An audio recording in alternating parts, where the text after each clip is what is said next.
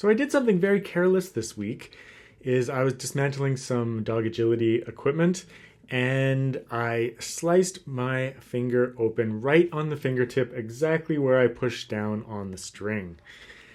And it's funny because a viewer wrote in just 2 weeks ago saying they'd cut their fingertip while cutting an onion or cooking or whatever.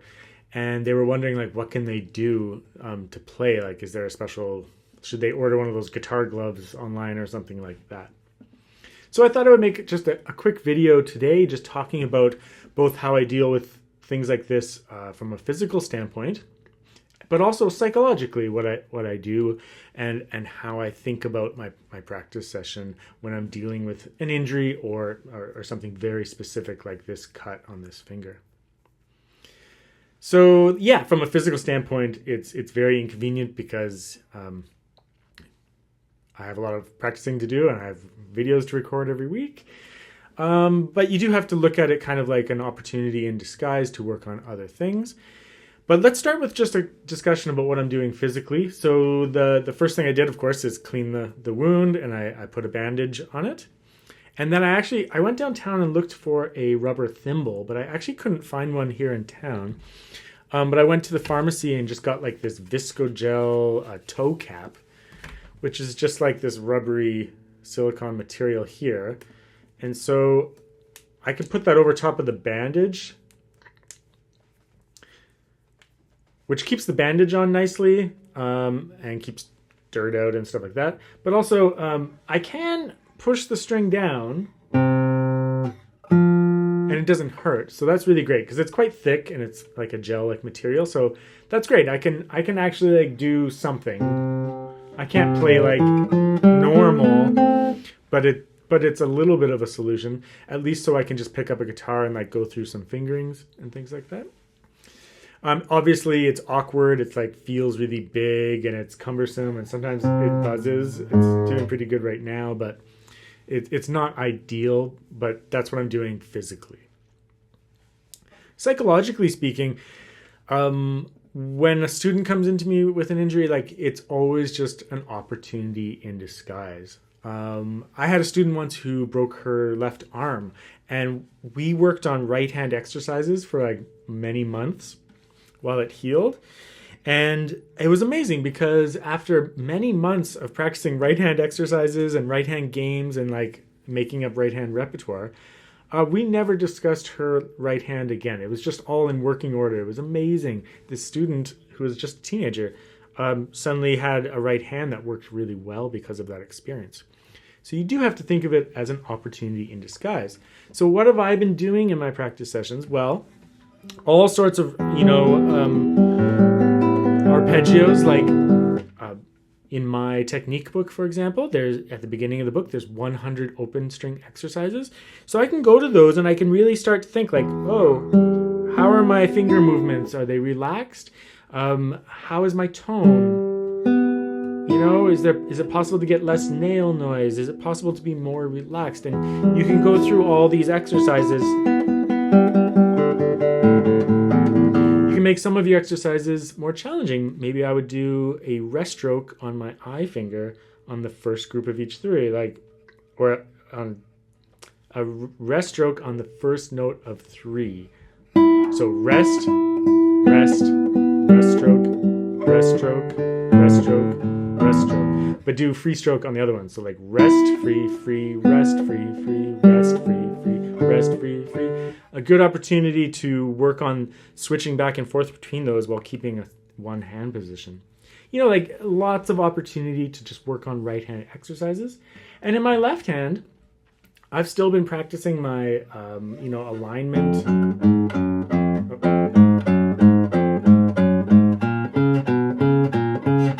I just leave this finger out. Slurs.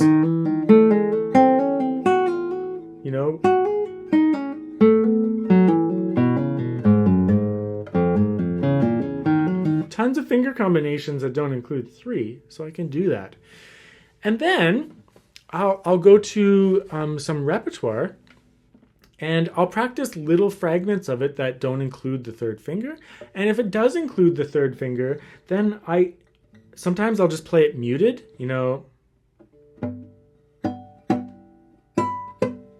just to get the finger motions down and work on relaxation. But I can also just like go through it really slowly.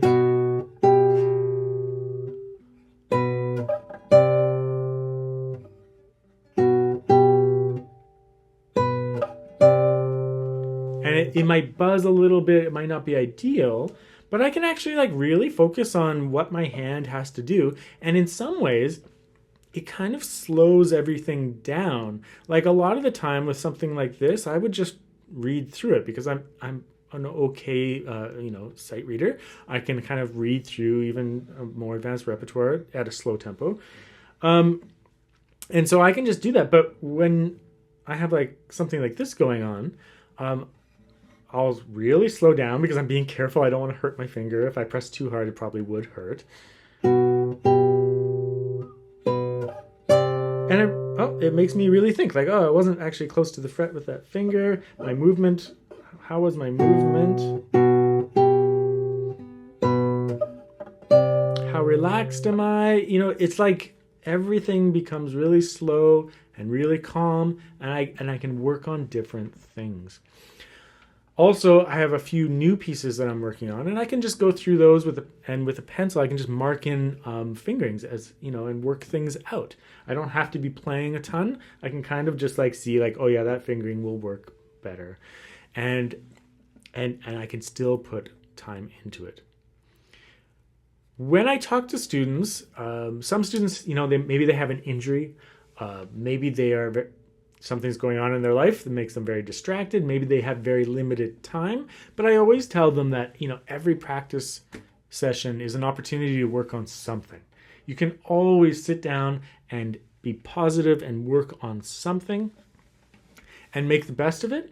And in some cases, like in that case I was telling you about the student who broke her arm, in some cases it actually is it's a blessing in disguise. Like the student or myself, it's an opportunity to work on something and really get something down. Like a lot of people, if they want to play tremolo, this would be a great opportunity to do just tons of like tremolo exercises,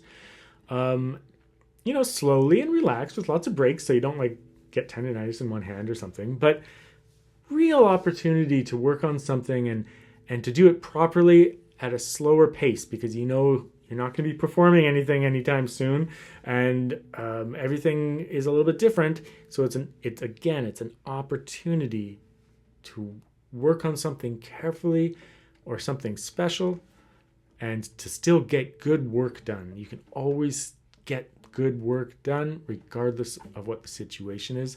Maybe it's only 2 minutes of good work. Maybe it's 2 hours of good work. I don't know. It depends on your situation, but it can still be good, solid work. So that's what I did. That's my video for this week. And I hope that no matter what your situation is, that you'll find a way to practice positively and focus on good, solid work.